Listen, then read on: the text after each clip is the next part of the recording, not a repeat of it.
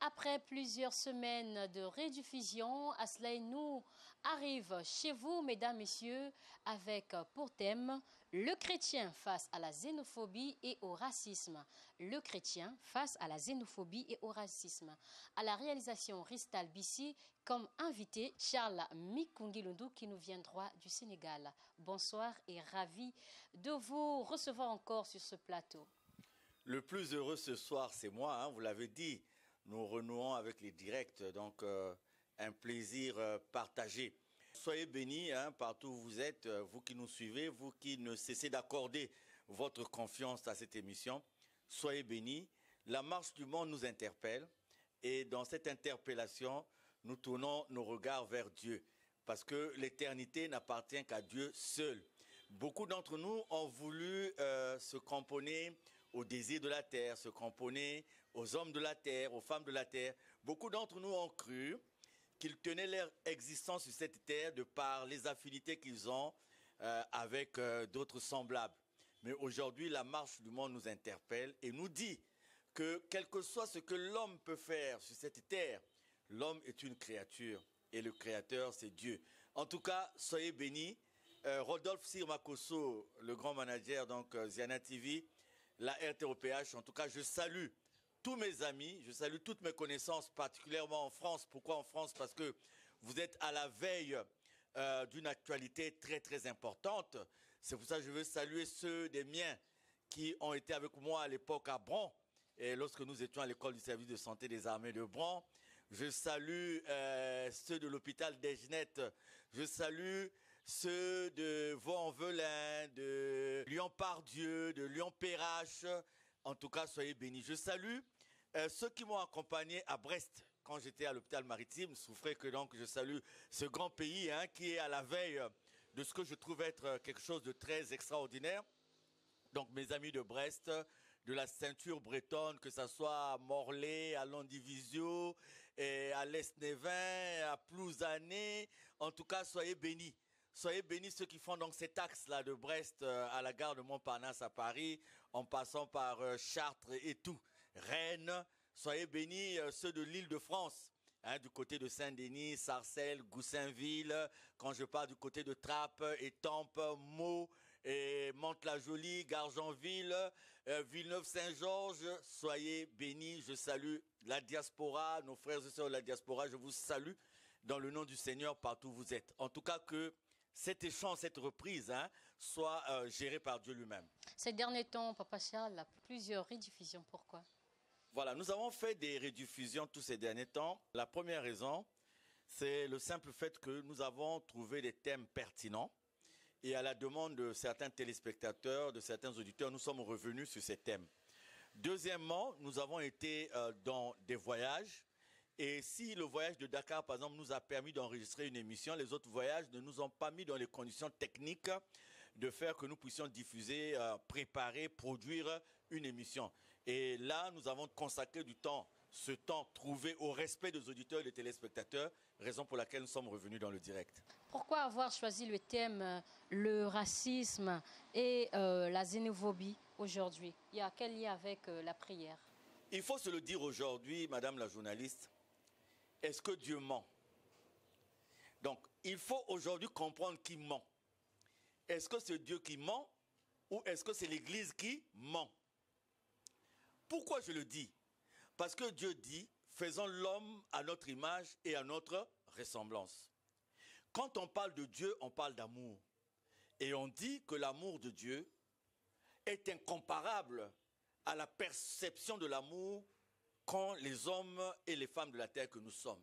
Donc si Dieu est amour, Dieu veut que ses enfants, ses créatures, évoluent dans la fraternité, dans l'égalité, dans la paix Et donc cet amour exclut déjà de nos cercles, de nos familles, de nos lieux de travail, de nos écoles, exclut tout acte d'apartheid, de racisme, tout rejet de l'autre par rapport à sa race, tout rejet de l'autre par rapport à son origine, puisque nous partons d'une origine commune qui est Dieu.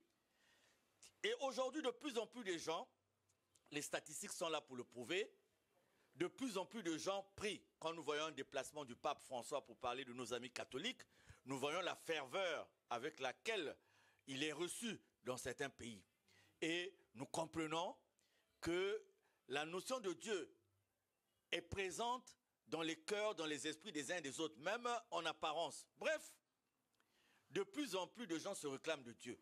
Et il y a eu des grands actes qui ont été posés sous le nom de Dieu. Mais le comportement de ceux-là qui fréquentent les églises, les lieux de prière, de ceux-là qui parlent de Dieu, de ceux-là qui parlent d'égalité, de fraternité, d'amour, aujourd'hui, ce comportement laisse à désirer. Parce que, qu'est-ce qu'on constate aujourd'hui?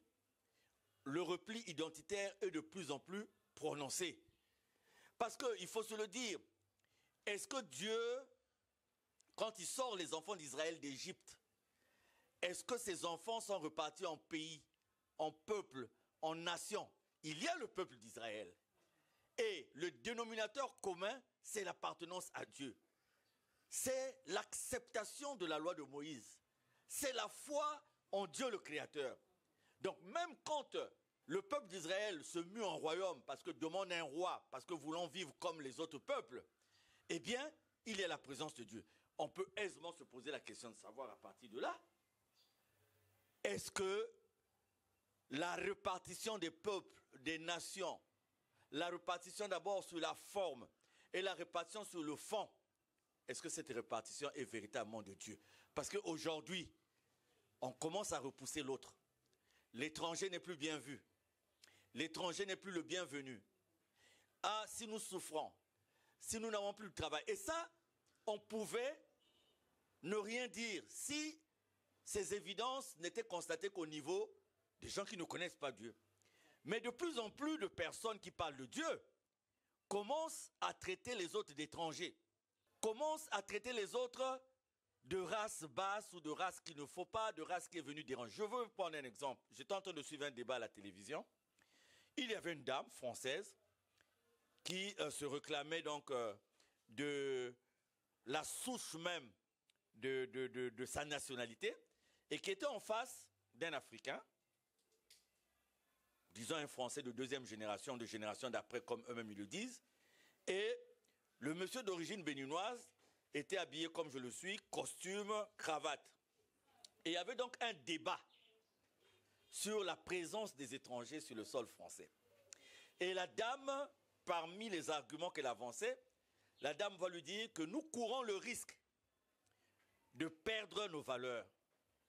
Et quand elle a parlé par exemple du voile, elle a dit voilà que sur le plan vestimentaire, nous commençons à être envahis. Et si nous ne faisons pas attention, nous risquons de porter des habits, des vêtements qui ne relèvent pas de notre culture.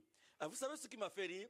C'est que cette dame, en face d'elle, il y avait un Africain d'origine qui était habillé en costume, en cravate, qui n'est pas une tenue d'origine africaine. Exact. Donc, la dame se plaignait du fait que, français de souche qu'elle était, le risque c'était que les Français se retrouvent dans des accoutrements qui ne reflètent pas leur culture. Mais je dis, est-ce que la dame sait qu'en face d'elle, il y a quelqu'un d'origine africaine qui porte un costume, qui porte une cravate? Ce ne sont pas des tenues des Africains à l'époque. Quand les explorateurs arrivent en Afrique, quand les colons sont en Afrique, ils ne trouvent pas les Africains avec les costumes, ils ne trouvent pas les Africains avec les cravates, ils ne trouvent pas les Africains avec cet accoutrement qui découle de la culture française. Mais est-ce que cette femme sait pertinemment que la présence des explorateurs, c'est-à-dire leur présence en Afrique par exemple, a eu pour conséquence de nous donner cet accoutrement que nous avons aujourd'hui? Alors, se plaindre d'un accoutrement qui soi-disant va envahir sa nationalité de souche et oublier qu'il y a eu des gens avant elle se réclamant de cette même souche qui sont allés vers d'autres continents et qui leur ont obligé, non seulement sur le plan de l'accoutrement, même sur le plan de la consommation. Parce que, regardez, vous allez trouver aujourd'hui des Chinois qui sont dans des instituts un peu par-ci par-là. Mais vous allez comprendre que ce sont des exceptions. C'est des gens qui, dans le cadre des avancées technologiques, ont un besoin de se rendre ailleurs pour un mariage de coutume. Mais vous allez voir qu'en Chine, on n'a pas eu besoin d'envoyer plein et plein de gens en Occident pour aller apprendre. Si c'est le cas pour l'Afrique et d'autres continents, c'est simplement parce que le modèle trouvé sur place a été ignoré au profit d'un nouveau modèle. Et tout le monde s'est mis devant l'évidence que si on veut évoluer dans ce modèle-là, il faut adopter les critères de ce modèle. Et les critères de ce modèle, à un moment donné, trouvent qu'il faut aller vers ceux-là qui ont amené ce modèle. Donc, je me suis dit qu'il y avait un langage peut-être que nos amis n'avaient pas. Et il fallait revenir vers Dieu, interpeller, pour essayer de dire aux uns aux autres, la marche actuelle, où il y a tellement de xénophobie, où il y a tellement de racisme, doit ramener le chrétien au carrefour pour dire, mais en fait, si nous sommes issus d'un même père, d'une même mère, il n'y a aucune raison aujourd'hui que nous voyons de la part de gens qui prient des relents de xénophobie ou de racisme. Merci beaucoup pour cet éclaircissement, Papa Charles. Nous sommes pourtant créés à l'image et à la ressemblance de Dieu. Dieu était-il donc à la fois noir, rouge, jaune, etc. C'est le grand débat. Hein? Vous savez qu'aujourd'hui, des anthropologues, des scientifiques, des éminents chercheurs à travers le monde reviennent sur cette question de la spiritualité.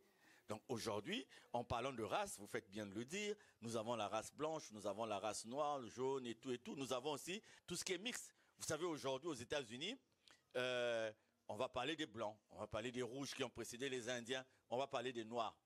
Mais quand vous allez avoir un Blanc qui va faire un enfant avec une Noire, le métissage, l'enfant là sera appelé Noir. Pourtant, l'enfant est issu et du Blanc et du Noir. Voilà, mais l'enfant sera appelé Noir. L'enfant ne sera jamais appelé Blanc. Il sera appelé Noir. Donc, Dieu, dans l'évolution des races, ce sont des exceptions, mais qui ne doivent pas conduire les uns et les autres de se renfermer dans ces considérations-là. Et aujourd'hui, on arrive véritablement à un point où on se pose la question de savoir, j'ai dit, qui ment? Est-ce que c'est Dieu qui ment ou est-ce que c'est l'Église qui ment? Est-ce que ce sont les hommes qui, sous le couvert de Dieu, entre guillemets, mentent? Parce que il y a un grand mensonge aujourd'hui qui est en train d'être disséqué, dont les contours sont en train d'être disséqués aujourd'hui, sur le fait qu'on a pensé pendant longtemps que Dieu relevait d'une race et que la primauté de cette race devait s'imposer à toutes les autres races. Est-ce que dans le langage de Dieu, il est bon de parler de race? Est-ce que dans le langage de Dieu, on doit s'arrêter à une discrimination ou à des discriminations à partir du moment où Dieu dit que nous relevons tous de lui? C'est ça la grande question aujourd'hui. Parce que il y a comme, depuis des temps et des temps, la récupération du message de Dieu, dans le sens de dire que même Dieu lui-même avait trouvé que telle race n'était pas bien. C'est pour ça que la couleur noire est donnée au diable, par exemple. C'est pour ça que la couleur noire est donnée à Satan. Et la bonne couleur de la lumière, c'est celle qui n'est pas noire. Donc c'est un débat qui est lancé, pas parce que il faut que ceux qui se sont considérés comme rejetés, comme humiliés, aient un esprit de revanche pour réclamer la restitution de la véritable histoire de la spiritualité. Non, mais c'est parce que pour les besoins de l'histoire et pour les besoins de la marche actuelle du monde, il faut repréciser un certain nombre de choses. Mais à lire la Bible, il y a comme la primauté de la race blanche sur les autres races. Pourquoi? Quand vous lisez la Bible, vous avez l'impression que tout ce qui est bon dans la Bible était blanc. C'est l'impression qu'on a maintenant. On vous dit même que quand les explorateurs sont arrivés, il y a eu en eux, soi-disant, la nécessité de montrer aux gens la bonne civilisation. C'est-à-dire que tous les gens qui sont venus trouver, les Indiens qu'on a trouvés aux Amériques, les Noirs qu'on a trouvés en Afrique, c'est des gens qui n'avaient aucune spiritualité, c'est des gens qui n'avaient aucune connaissance de Dieu, et même la petite connaissance qu'ils avaient pu avoir sur le plan spirituel, sur le plan mystique. Moi, il y a une chose que je ne suis jamais arrivé à comprendre, vous savez, c'est le fait qu'on ait pris tous les objets d'art de l'époque, les grands objets d'art de l'Afrique, qu'on a amenés en Europe. Si l'art africain n'avait aucune signification, si la spiritualité africaine, par exemple, n'avait aucune signification ou aucune utilité, mais pourquoi on a pris le temps de prendre tous les objets d'art et de les amener vers là-bas? Pourquoi on a pris le temps aussi d'édulcorer la véritable histoire spirituelle de l'Afrique? Moi, j'ai des amis en France qui vont célébrer d'ici là une grande fête en ce qui concerne Kimpa Vita. Nos amis Ngunza, le mouvement Ngunza en France a un grand rassemblement. Mais ce sont là des racines qui nous disent que l'histoire de la spiritualité de l'Afrique n'est pas vide. C'est une histoire qui a tout son sens aujourd'hui. Donc, est-ce que Dieu, c'est le Dieu des Blancs? Il y a ce pasteur antillais qui nous a fait un grand développement là-dessus. Il n'est pas seul. Il y a d'autres pasteurs qui sont venus par la suite prouver qu'il y a eu comme une volonté manifeste dès le départ et depuis des temps de vouloir mettre la race. Je ne suis pas contre la race blanche parce que si on parle de chrétiens contre le racisme, il faut bien que nous commençons par donner l'exemple qu'il ne s'agit pas d'incriminer telle ou telle race.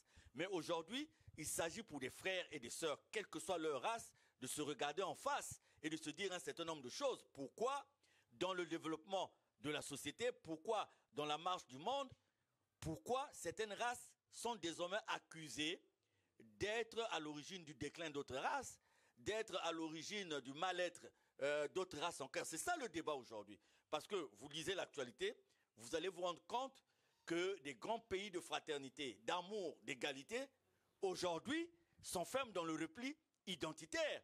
Et les gens n'ont peut-être pas l'air de voir ce que cela impose comme conséquence dans la vie spirituelle, conséquence dans la vie des églises. C'est-à-dire de quel Dieu on va parler si ce Dieu doit faire le choix des blancs, des noirs, des jaunes pour dire ceux-là sont bons ou ceux-là sont mauvais.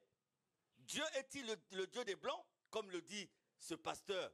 Et peut-être que la réalisation dans les essais nous fera revenir encore ce pasteur parce que j'aime bien l'écouter. Est-ce que quelque part l'homme, de par sa propre volonté, n'a pas voulu faire présenter le livre de la parole de Dieu comme un livre qui reconnaît la primauté de la race blanche sur les autres races? C'est ça la question. Mais Papa Charles, pensez-vous que les grands hommes de la Bible ont été tous les blancs? Quand vous lisez la Bible de façon littéraire, vous allez avoir l'impression comme si, cette impression-là, comme si tous les hommes, parce que quand on vous parle des disciples de Jésus, apparemment il n'y a pas de noirs. Même dans les films qui sont réalisés, qui sont produits en se basant sur la Bible, vous voyez que tous les disciples sont blancs. Vous voyez même que tous ceux qui sont autour des disciples sont blancs.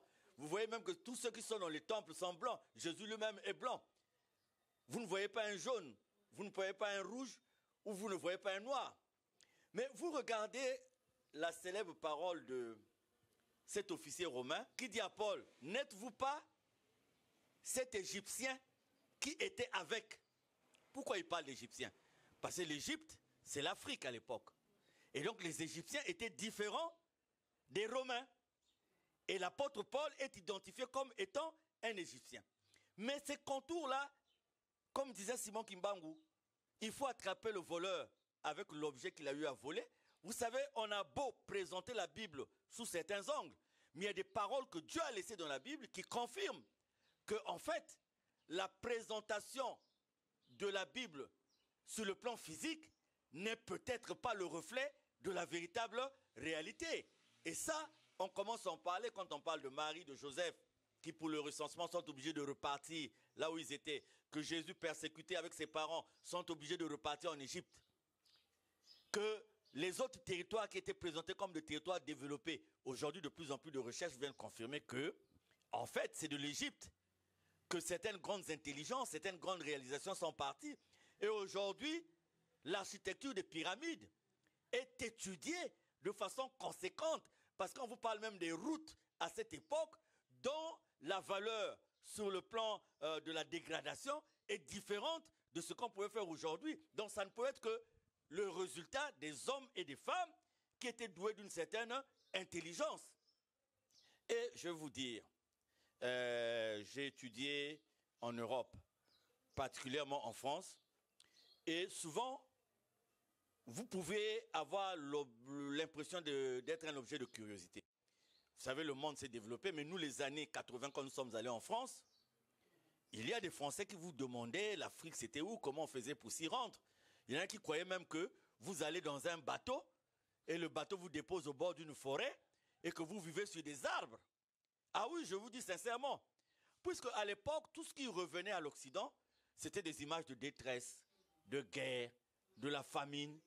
Donc, en plus de cette édulcoration de l'histoire biblique, de l'histoire spirituelle, on l'a accompagné des faits. Et aujourd'hui, vous aurez du mal à faire croire. Vous allez voir un catholique français fiefé, assidu et tout, disponible, dévoué. Pour lui, il y a un devoir de prier pour les Noirs, parce que c'est un peuple qu'il faut sortir de la malédiction, c'est un peuple qui est à l'origine de tous les maux, c'est un peuple qui est à l'origine de tous les problèmes.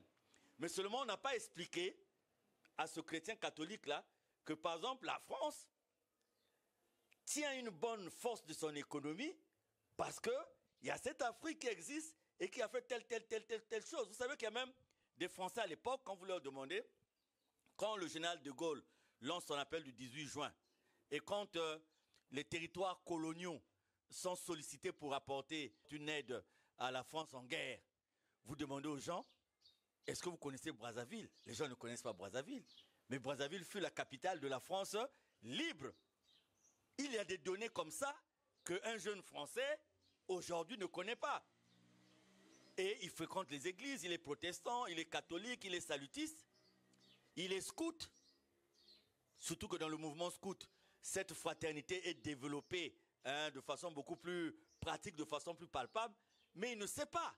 Et quand on lui dira que ton frère africain, ta sœur africaine qui est là, au lieu de t'apporter un complément de l'amour de Dieu, un complément de la vie communautaire, maintenant ils sont venus et c'est poussé à plus de travail, c'est poussé à le chômage, c'est poussé à l'insécurité. Le résultat c'est quoi? Lui il va croire. Et du coup, sa foi même va subir un coup parce que il ne verra plus son frère africain, il ne verra plus sa sœur africaine comme un frère, une sœur unis en Dieu, dans la foi en Dieu, mais comme un porteur de problèmes. C'est ça le grand débat qu'on a aujourd'hui et qui nous pousse à dire qui ment aujourd'hui. Est-ce que c'est Dieu qui ment? Est-ce que c'est l'Église qui ment? Est-ce que ce sont les hommes et les femmes qui fréquentent les églises qui mentent? Parce que plus nous allons vers Dieu, plus nous expérimentons l'amour de Dieu, le résultat devait être quoi? Nous, on devait s'aimer les uns les autres. Il ne devait pas avoir de barrières, plus avoir des barrières entre les Noirs, entre les Blancs. Regardez en Afrique du Sud avec l'apartheid. Les Blancs qui se réclamaient de l'apartheid fréquentaient les églises. Priez Jésus, priez Dieu. Mais à côté, avec la conviction que les autres créatures fabriquées par Dieu sont des créatures de deuxième classe. Regardez la société séculaire américaine. C'est une société qui était portée sur la Bible. Aujourd'hui, même les républicains, par exemple, sont demeurés sur des valeurs où il n'y a pas l'avortement, où il n'y a pas ceci. Mais vous avez trouvé des grands maîtres esclavagistes à l'époque qui ne manquaient pas l'Église, mais qui étaient propriétaires d'esclaves. C'est-à-dire qui croyaient en Dieu, mais utilisaient leurs semblables comme des personnes de deuxième catégorie, de troisième catégorie, de quatrième catégorie. Ça, c'est l'époque de l'esclavage. Vous prenez les colons. Les colons, dans leur mission, ont été accompagnés par les missionnaires qui avaient la Bible dans une main et qui étaient venus, soi-disant, pour évangéliser. Mais la meilleure façon d'évangéliser devait consister à aimer ceux qu'ils avaient trouvés sur place, à ne pas les exploiter, à ne pas les brimer. Donc, vous voyez, c'est un débat ancien, mais qui aujourd'hui a pris des contours qui doivent interpeller les chrétiens et les chrétiennes que nous sommes. Papa Charles, à vous entendre parler, donc vous pouvez confirmer que l'Église a joué un grand rôle dans l'esclavage, puis dans la colonisation. Mais contre les bateaux, d'abord il y a un édit du pape à l'époque qui avait donné une valeur morale à l'esclavage, puisque les négriers, c'était des gens qui étaient assidus à l'Église, qui avaient une certaine appartenance à l'Église catholique, et dans ce mouvement, pour enlever comme une dette morale, ils avaient demandé une caution morale au niveau du pape. Et il y a un édit du pape qui avait décrété le fait que prendre les esclaves, les amener, n'était pas un mal. Et chaque bateau de négrier était béni. Était béni. Ça, si vous parlez de l'esclavage. Si on parle de la colonisation, vous avez le brillant discours, entre guillemets, du roi Léopold. Hein? Donc, vous savez, les missionnaires, quand ils sont arrivés, l'appui que les missionnaires devaient apporter à ceux qui étaient chargés de coloniser. Donc ça, c'est un débat que nous, on ne va pas soulever au cours de cette émission parce que c'est un débat qui est connu, c'est une réalité qui est connue de tout le monde. Jomo Kenyatta avait dit, quand les missionnaires sont venus, ils nous ont apporté la Bible. Ils nous ont demandé de fermer les yeux Quand on a ouvert, nous sommes restés avec la Bible et ils sont partis avec nos terres. Ça, c'est des réalités qui sont connues. Merci beaucoup. Nous allons faire tour du côté de la régie pour suivre quelques inserts, puis revenir juste après.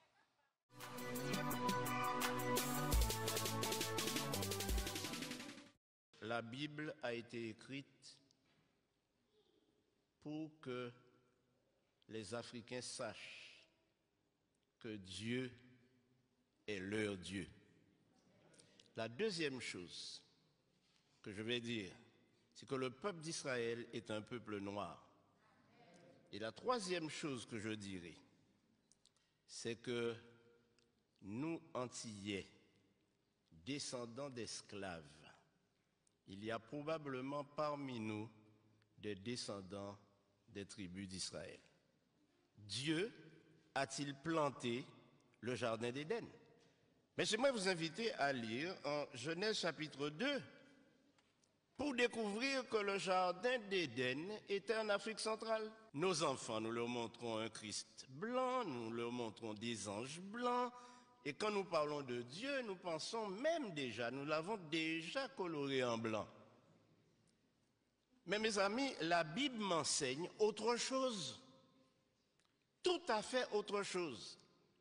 Et quand je lis la répartition des nations sur terre, je me rends compte que nous sommes tous cousins et cousines. Frères et sœurs, notre religion n'aura aucun sens si nous nous mettons à imaginer notre religion à travers la religion des autres. Dieu ne nous a pas été prêté par les Blancs, puisque Dieu est le Dieu des Noirs. Nous ne pouvons pas prétendre suivre une religion que nous avons reçue de ceux qui nous ont évangélisés. D'ailleurs, ceux qui nous ont évangélisés, ils ont commencé par nous tuer lorsque nous n'acceptions pas leur religion. Et j'aimerais vous dire que lorsque les esclaves ont été déportés de l'Afrique aux Antilles, en Amérique et dans les colonies, ils avaient une spiritualité. Ils adoraient Dieu. Ils le connaissaient. Et ce que le Code noir a fait, c'est de leur enlever ce Dieu qu'ils adoraient déjà pour le remplacer par un Dieu inconnu. Moïse était le plus grand noir célèbre que l'on connaisse. Et ceci a été prouvé par le plus grand savant du XXe siècle africain qui s'appelle Cheikh Anta Diop et qui a déterminé par ses études et prouvé au monde scientifique que la civilisation égyptienne et noire est la première civilisation du monde. Et aujourd'hui, quand nous parlons, nous disons que l'Afrique est le berceau de l'humanité, n'est-ce pas? Et si le berceau de l'humanité est en Afrique, ça signifie que Dieu a créé Adam et Ève en Afrique. Au début du XXe siècle, il y avait 100 millions d'Africains. Aujourd'hui, on est à 900 millions. Mais je vous dis, comparativement, c'est incroyable et miraculeux. Il y a eu tellement peu de famines. Il y a eu très peu de famines en Afrique. Dieu s'est occupé de l'Afrique. Dieu a nourri l'Afrique, mes bien-aimés. Et l'Afrique est la preuve que Dieu pourvoit et que Dieu aime les hommes et qu'il n'y a pas à s'inquiéter et que la plupart du temps, nous-mêmes, lorsque nous arriverons à la fin de notre vie et que nous nous retournerons sur le passé et sur les bienfaits de Dieu, nous verrons à quel point Dieu a été fidèle et ne nous a jamais laissé manquer de rien. Recevons, mes bien-aimés, de l'Afrique, apprenons de l'Afrique, aimons l'Afrique. Vous savez, nous les Français, qu'on le veuille ou non, nous sommes énormément liés à ce continent. Et je voudrais vous demander de nous garder dans la prière.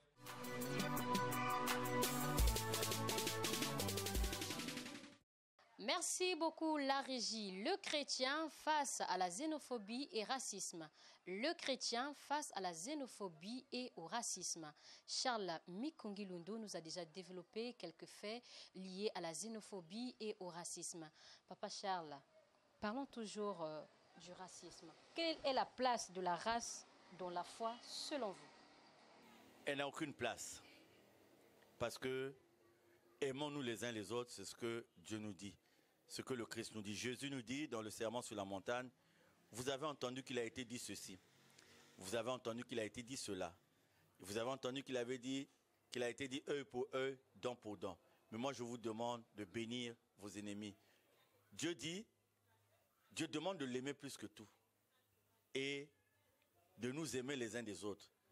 Ça dit que quand nous voyons l'autre, nous voyons Dieu à travers l'autre. Donc ça veut dire quoi? Que nous soyons devant un frère noir, devant un frère blanc, jaune, rouge, c'est Dieu que nous voyons à travers lui. Et c'est l'amour de Dieu que nous devons mettre en pratique. Et nous avons eu malheureusement des faits qui sont venus, qui ont tenté de changer cette conception de la vie.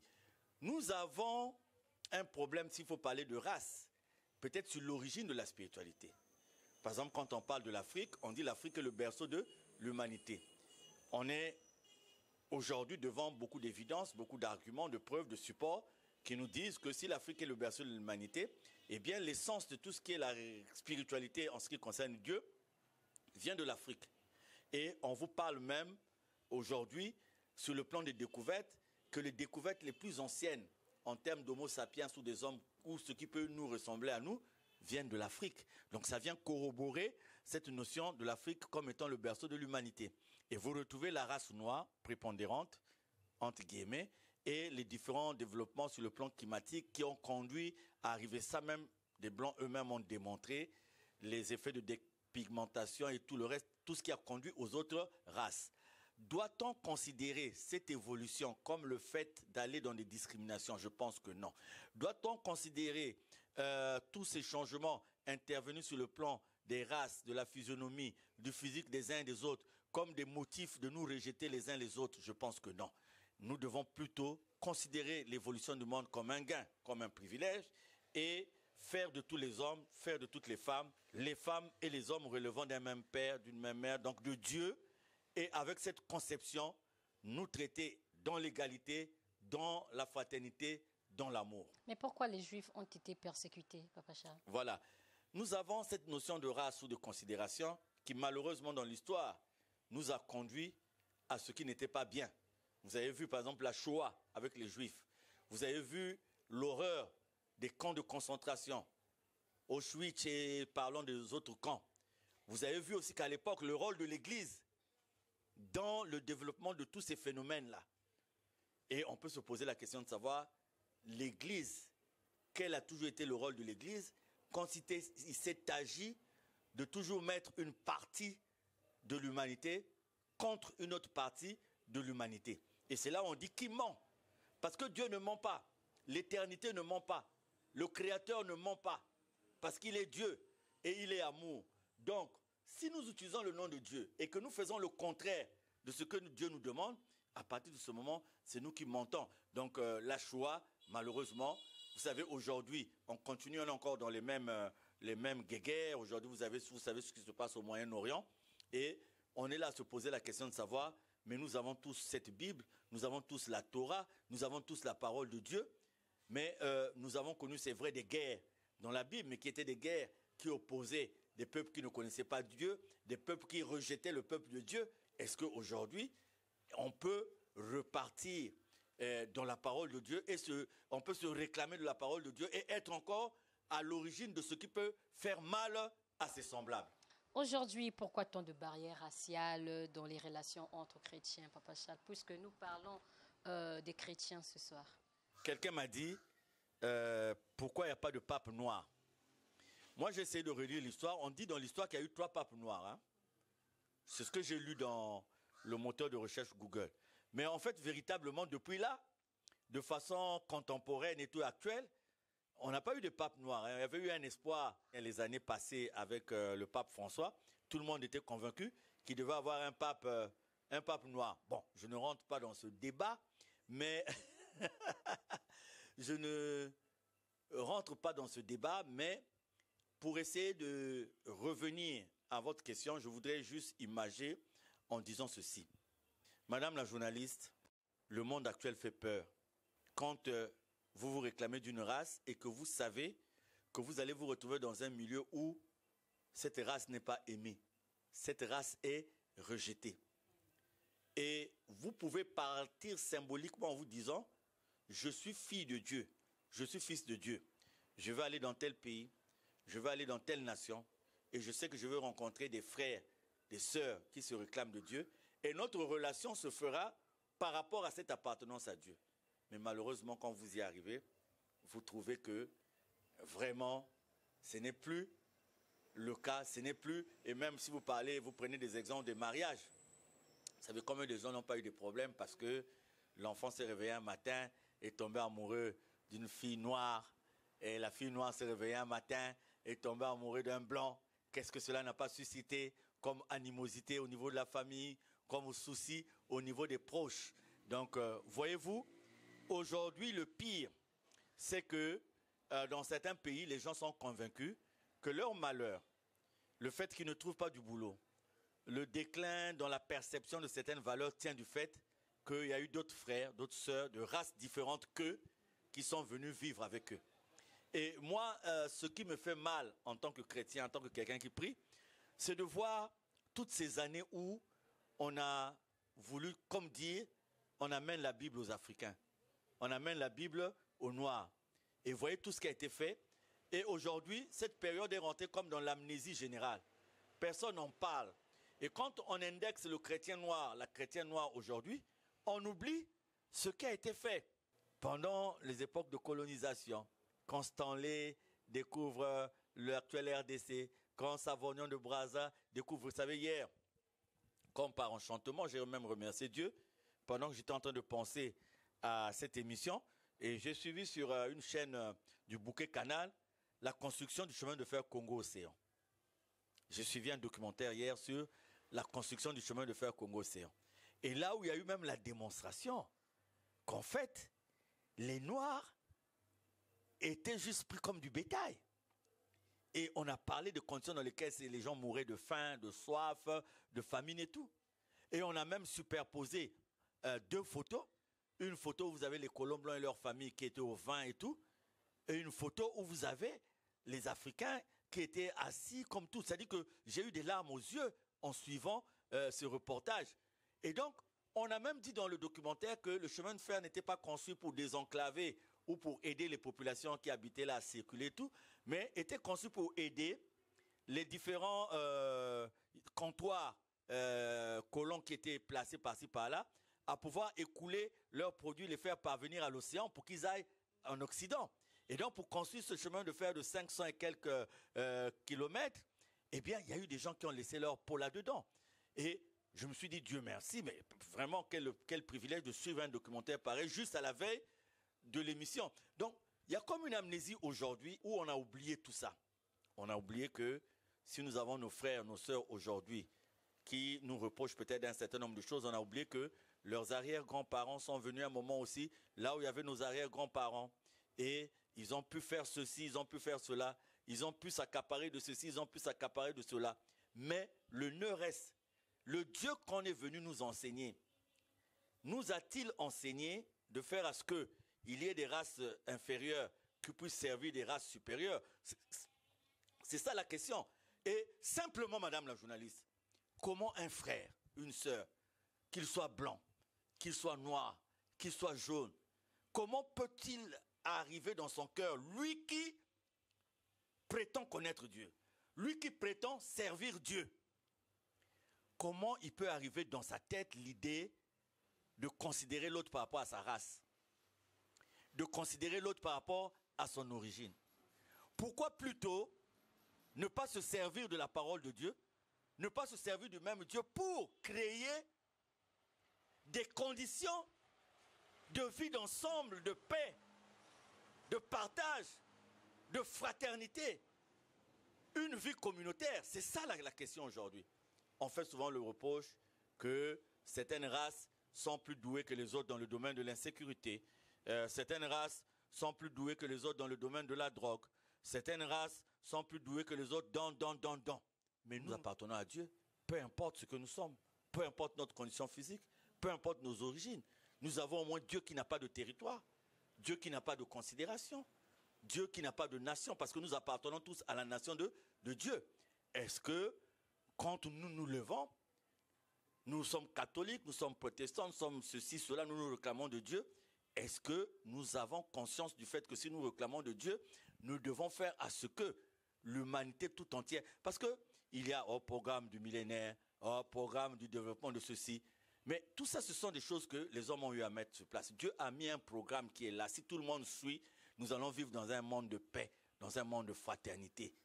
C'est l'amour de Dieu. C'est un programme qui est tout à fait simple, qui demande à ce qu'on n'aille pas piller les ressources des autres, qui demande à ce qu'on ne puisse pas brimer les autres, qui demande à ce qu'on ne puisse pas exploiter les autres. C'est le programme simple qui n'a pas besoin d'aller dans des universités, c'est mettre en pratique l'amour de Dieu.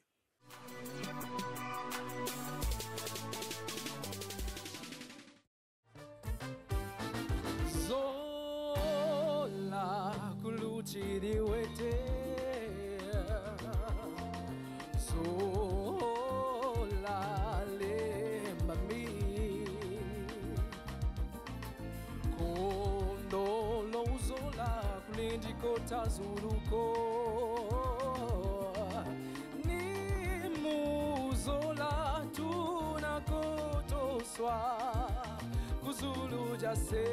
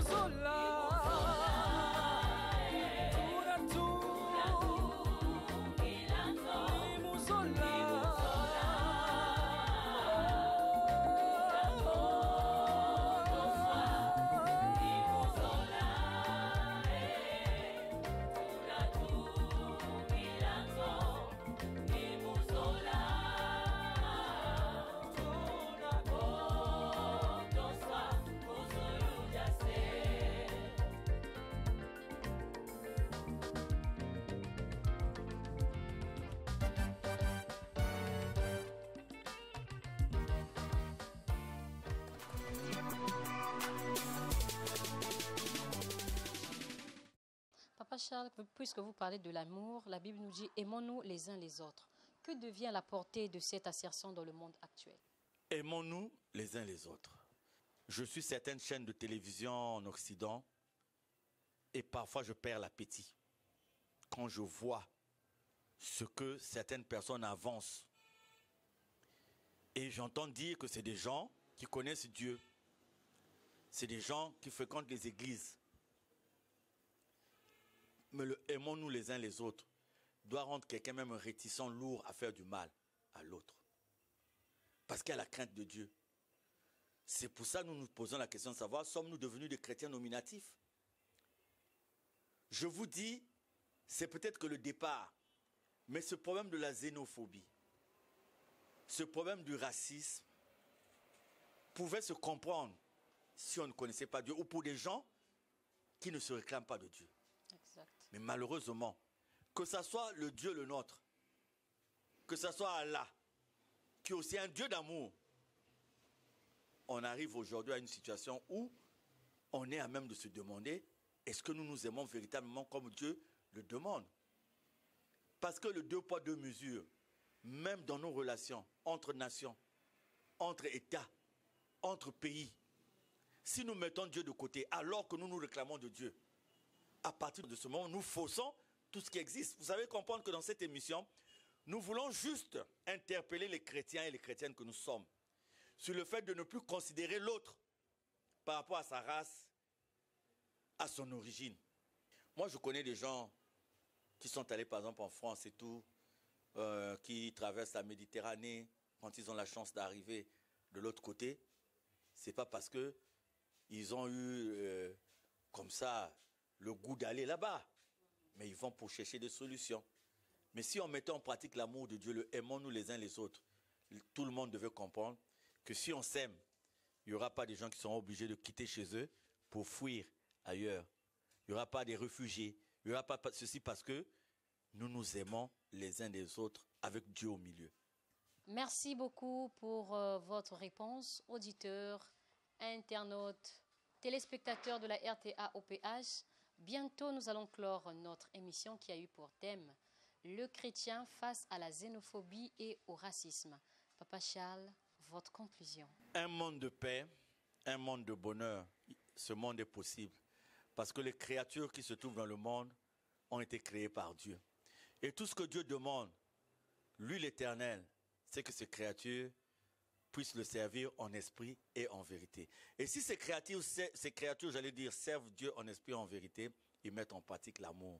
Si cet amour est mis en pratique, eh bien, nous allons vivre dans un monde de convivialité, de fraternité, de partage et de paix. Et si nous vivons dans un monde de fraternité, nous n'allons plus considérer l'autre par rapport à sa race. Nous n'allons plus considérer l'autre par rapport à son origine. Mais nous allons nous donner les mains les uns les autres.